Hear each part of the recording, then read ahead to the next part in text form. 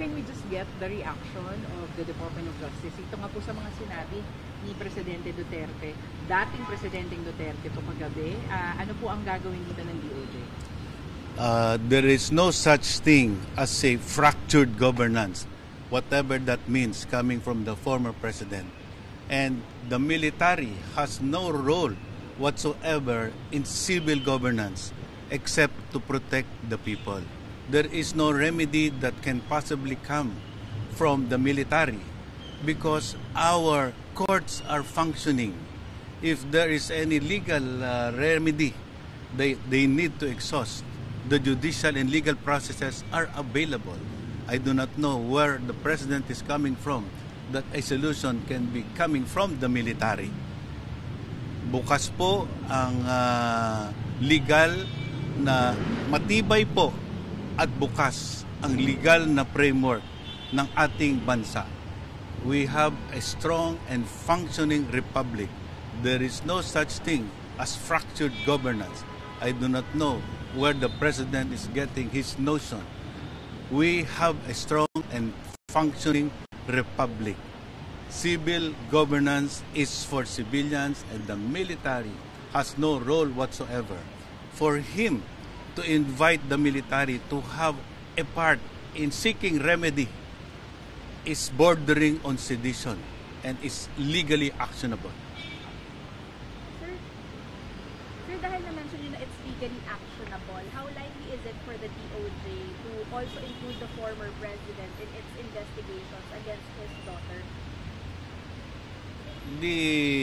Yung pong mga pananalita ng dating Pangulong Duterte ay iimbestigahan din natin kasabay nung ibang mga nangyayari ngayong mga panahon.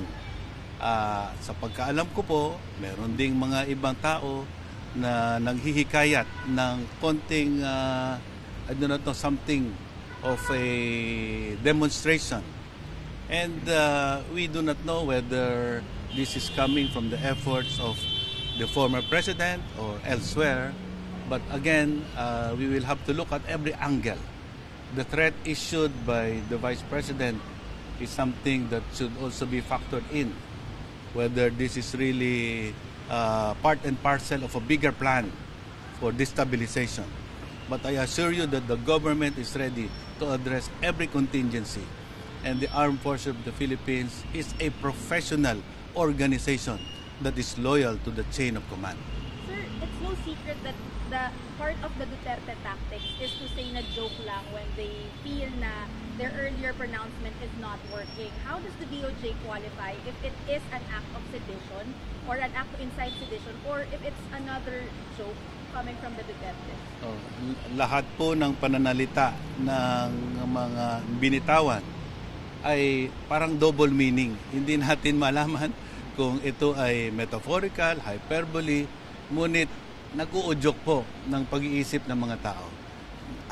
In legal contemplation, we have to put it in its proper context and ordinary meaning. And we have to take it in consideration of other contemporaneous acts. Ano po ang sinasabi ninyo, anong binibigkas nyo, at anong ginagawa ninyo. And very revealing is the admission of the Vice President that she already engaged the services of a hired assassin to kill the President, the First Lady, and Speaker Martin Romualdez. It is not a conditional threat. It is a threat. There is no such thing as a conditional threat. Once you issue a threat, it is a threat.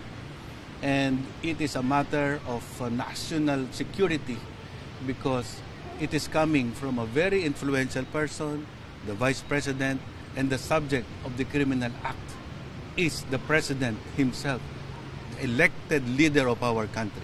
So we will not take this lightly and we will address this very seriously.